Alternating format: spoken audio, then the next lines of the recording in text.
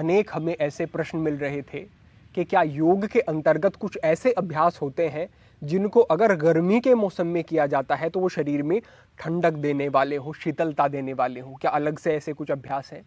तो निश्चित रूप से हमारे योगियों ने ऐसे अभ्यास बताए हैं जो कि गर्मी के मौसम में ही करने होते हैं और विशेष उपयोगी होते हैं। लेकिन कुछ बारीकियों का ध्यान रखना होगा। अगर वो गड़बड़ी कर दी जाती है, उसका ध्यान नहीं रखा जाता है, तो अभ्यास का जो प्रभाव है वो बिल्कुल उल्टा हो जाता है। वो फिर शीतलता के स्थान पर उष्णता, गर्मी बढ़ाने वाले हो जाते हैं।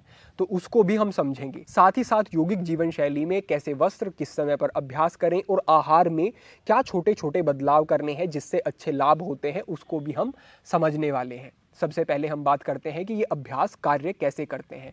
तो हठ योग में कहा गया है कि अजीर्ण कफ पित्तम च नैव तस्य प्रजायते, कि जो इस प्रकार के अभ्यास करेगा, जो ठंडक देने वाले हैं शरीर को, क्या होगा? अजीर्ण यानी कि पाचन की समस्या नहीं होगी। पाचन की समस्या क्यों नहीं होगी? आप समझें कि जो ठंड का मौसम होता है उसमें कफ प्रभावी रहता है। इसीलिए आपने देखा होगा कि ठंडी के मौसम में बहुत ज़्यादा वजन तेजी से बढ़ता है, लेकिन साथ ही साथ कफ बढ़ता है, म्यूकस बढ़ता है, जुकाम सर्दी की समस्या ज़्यादा रहती है, क्योंकि उस समय पर कफ प्रभावी है। और जब एक दोष हमारा अधिक प्रभावी होता है तो जो दूसरे दो दोष होते हैं वो कम हो जाते हैं। यानी कि अगर कफ बढ़ा हुआ है तो वात पित्त स्वाभाविक रूप से कम हो जाएगा, अगर वात बढ़ी हुई है तो पित्त कम हो जाएगा, कफ कम हो जाएगा, कफ पर अधिक प्रभाव पड़ेगा। तो आप समझे यहां पर कि सर्दी के मौसम में कफ, और जब गर्मी का मौसम आता है तो पित्त बढ़ता है शरीर में। और जब पित्त बढ़ता है तो वजन भी तेजी से कम होना शुरू हो जाता है, लेकिन साथ ही साथ पाचन के विकार होने शुरू हो जाते हैं। क्योंकि जब जब हमारे शरीर में जो एसिडिक इफेक्ट है वो बढ़ना शुरू हो जाता है और जो एल्कलाइन एक प्रभाव है, वो क्षारीय प्रभाव, वो कम होना शुरू हो जाता है, तो पाचन की समस्याएं होती हैं। तो यहां पर कहा गया अजीर्ण, यानी कि जो ये पाचन की समस्याएं हैं ये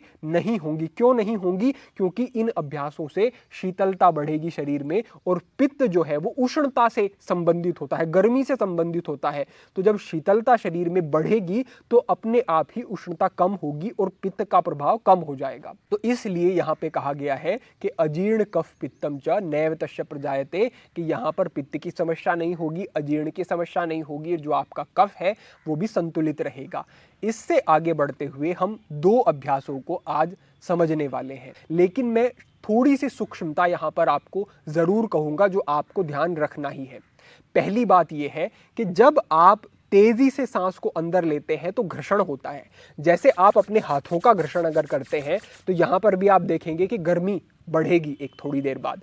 इसी प्रकार से जब सांस को तेज गति से अंदर आप लेते हैं तो उसमें क्या है? गर्मी बढ़ती है, घर्षण बढ़ता है। तो आपको जो भी प्राणायाम के अभ्यास करने हैं, ध्यान रखना है कि गति धीमी कर दो। भस्त्रिका प्राणायाम कर रहे हो, करते रहो, लेकिन गति धीमी कर दो। जो भी दूसरे अभ्यास कर रहे हो, गति धीमी कर दो। घर्षण नहीं होना चाहिए किसी भी प्राणायाम के अभ्यास में। वायु का, सहज वायु जानी चाहिए।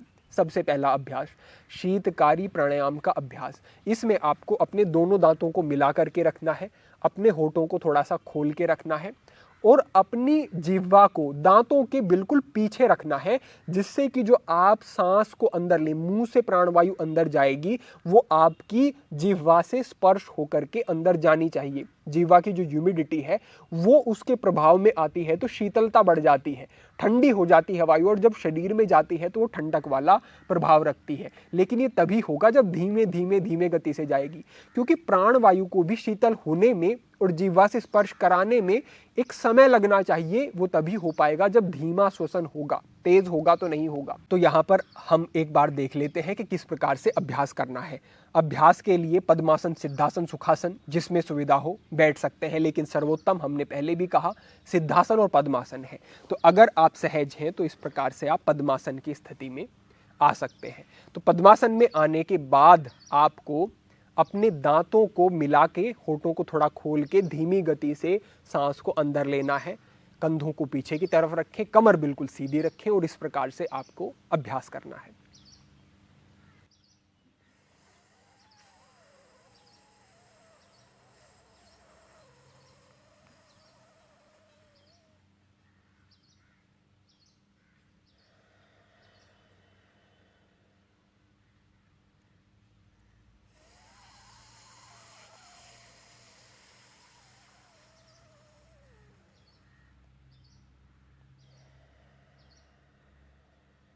तो इस प्रकार का आपका ये अभ्यास रहने वाला है।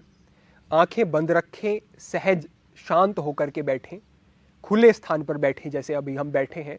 तो यहाँ पर जो प्राकृतिक आपको एक प्रकृति के साथ संपर्क मिलेगा वो बड़ा अच्छा रहेगा। शहर में है तो कम से कम छत पे जाएं, खुले में आपको अभ्यास करना है। आगे जो एक विशेष सजगता है, अभ्यास का समय क्या रखना है। तो ये जो अभ्यास होते हैं जो शरीर की प्रकृति को बदलने वाले होते हैं, प्रकृति कैसी हो रही है, गर्मी वाली, उष्ण हो रही है, इसको शीतलता की तरफ ले जाना है। ये अभ्यास तब आपको उपयोगी रहेंगे आपके लिए जब आपका शरीर बिल्कुल खाली है। क्योंकि अगर आपके शरीर में अन्न होता है, भले ही आपको लगे कि पेट खाली है, लेकिन अन्न फिर भी है उस समय पर, क्योंकि अभी भोजन किया आपको 4 घंटे, 3 घंटे, 4 घंटे हुए हैं, ये समय पर्याप्त नहीं होता। तो जो प्राणायाम के विशेष रूप से ये अभ्यास है, इनमें अगर जठर में अग्नि प्रदीप्त है, यानी कि भोजन का पाचन अभी हो रहा है, तो वो अग्नि है, वो गर्मी देगी शरीर में, और आप क्या कर रहे हैं, शरीर को शीतल कर रहे हैं, ठंडा कर रहे हैं, तो वो प्रभाव उतना आपको मिलेगा नहीं।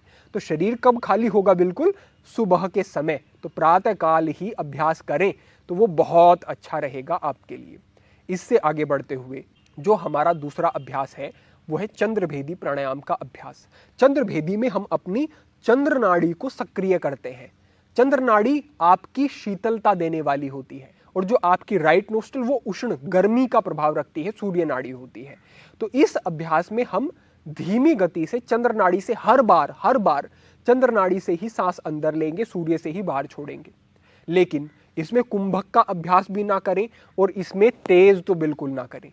जितना धीमा आप कर सकते हैं उतना धीमा आपको ये अभ्यास रखना है। एक बार देख लेते हैं कि किस प्रकार से करना है। दाईं नासिका को पहले बंद किया और चंद्र से धीरे धीरे सांस अंदर,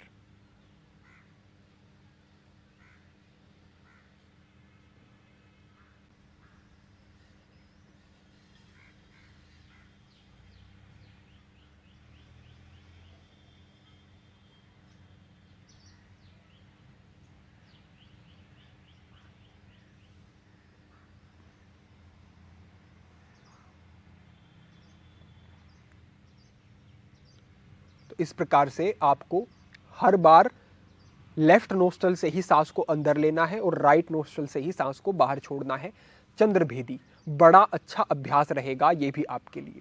तो ये अभ्यास यूं तो सभी के लिए उपयोगी है, लेकिन जो व्यक्ति जिनके शरीर पर बहुत ज़्यादा कील मुहासे होते हैं, खुजली वगैरह की समस्या रहती है, एजिंग की समस्या, उम्र बहुत ज़्यादा लगनी शुरू हो गई, चेहरे पर भी अलग अलग प्रकार के स्पॉट, अलग अलग प्रकार की लाली सी दिखाई देती है, कई बार ऐसे खुजली होती है, ऐसी स्थितियां, जिन व्यक्तियों को पित्त अधिक बनता है, पाचन के विकार रहते हैं, जिनको अल्सर की समस्या है, इस तरीके की जिनको दिक्कतें हैं, उनके लिए उपयोगी। बाकी सभी करें क्योंकि गर्मी के मौसम में उपयोगी सभी के लिए है।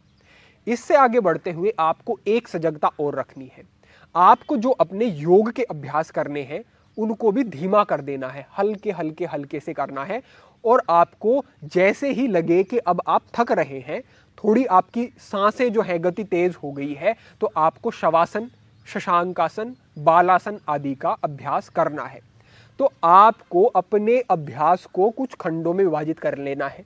एक बार अभ्यास किया अच्छे से, फिर आप शवासन में लेटे और आपने थोड़ी विश्रांति ली, फिर आपने अभ्यास किया, फिर आप शशांकासन में गए, थोड़ी विश्रांति ली। और आपको अपने अभ्यास के दौरान भी गहरी सांसें लेते रहना है, इस बात का आपको विशेष ध्यान रखना है।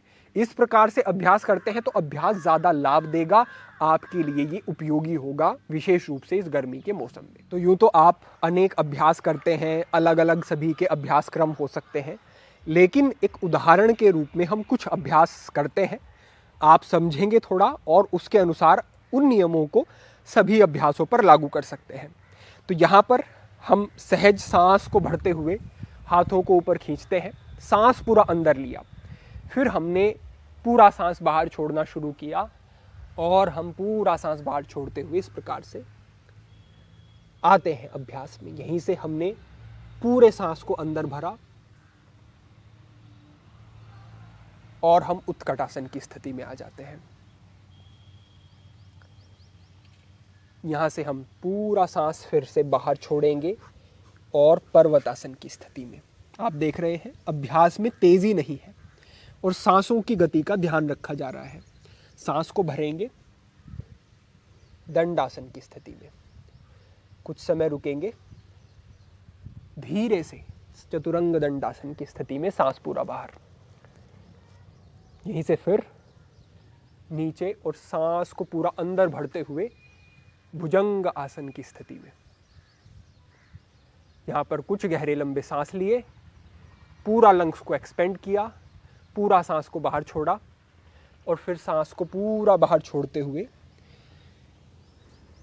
शशांक आसन की स्थिति में। फिर से सांस को पूरा बाहर छोड़ा और पर्वतासन की स्थिति, यहीं से अश्व संचालन और यहीं से फिर से पूरा सांस को अंदर भरते हैं और वीरभद्रासन की स्थिति में। सांस को पूरा बाहर छोड़ा, फिर से पर्वतासन। इसी प्रकार से पैर बदल के भी अभ्यास कर लेंगे और फिर से सहजता से आ जाते हैं शशांक आसन। यहां पर रुकते हैं और कुछ गहरे सांस लेते हैं, उसके बाद सामान्य स्थिति में। तो इस प्रकार के अभ्यास से आप समझ सकते हैं कि ऐसा अभ्यास शरीर में गर्मी को नहीं बढ़ाएगा, बल्कि सांसों को और अधिक संतुलित करेगा, आपकी क्षमता को बढ़ाएगा और आप सहज शांत अनुभव करेंगे, रिलैक्स अनुभव करेंगे। ऐसा नहीं कि थक गए हैं, ऐसा नहीं बहुत ज़्यादा लग रहा है अभ्यास के बाद के ज़्यादा शक्ति का प्रयोग किया, इसे कहते हैं अर्ध शक्ति व्यायाम। तो ऐसा अभ्यास करें जिसमें कि बहुत ज़्यादा उष्णता, बहुत गर्मी ना बढ़े, आपकी स्ट्रेंथ भी बढ़े, फ्लेक्सिबिलिटी भी बढ़े और सांसों का विशेष ध्यान, सांस अभ्यास में भी धीमी चले, गहरी चले, सांस छोड़ने पर, सांस लेने पर आप ध्यान रखें और एक अभ्यास में रुक के ठहर के कुछ गहरे लंबे सांस लें और जब लगे आपको कि अब पर्याप्त हुआ, उसके बाद शशांक आसन, शवासन आदि में जाकर के आपको कुछ समय विश्राम करना है। तो बस इतना अगर आप करते हैं तो ये परम हितकारी, परम उपयोगी आपके लिए रहने वाला है। एक छोटी सी बात ये कि आपको वस्त्रों का ऐसा चयन करना है जो कि बहुत टाइट नहीं होने चाहिए। बहुत टाइट कपड़े पहनेंगे योग अभ्यास के दौरान तो वो ठीक नहीं, ढीले सहज आपके कपड़े होने चाहिए। साथ ही साथ आपको ये ध्यान रखना है कि आहार में आपको एल्कलाइन चीज़ें, फलों का प्रयोग ज़्यादा करना है, पानी आपको ज़्यादा पीना है, जूस पिए, अच्छे जूस बना करके घर पे बना करके आप पीते हैं, बहुत उपयोगी, बहुत अच्छा रहेगा आपके लिए। आप कुछ समय जब सूर्य उदय हो रहा है तो जो हल्की हल्की किरणें आते हैं उसमें अभ्यास करते हैं और जब हवा चल रही होती है उस समय पर हवा का स्पर्श लेते हैं तो पंच महाभूतों के संपर्क में आने से भी आपको बड़े अच्छे लाभ मिलेंगे। ऐसा बिल्कुल ना करें कि गर्मी का मौसम है तो सूर्य से बिल्कुल कट गए, किरणें शरीर पर नहीं पड़ रही हैं, ऐसा बिल्कुल नहीं करना है। ये आपके मूड को अच्छा करता है, ये आपके डोपामाइन को बढ़ाता है, ये आपके स्ट्रेस लेवल को, अगर है स्ट्रेस तो कम करता है, अन्यथा मूड को अच्छा करता है, अच्छा अनुभव करते हैं आप।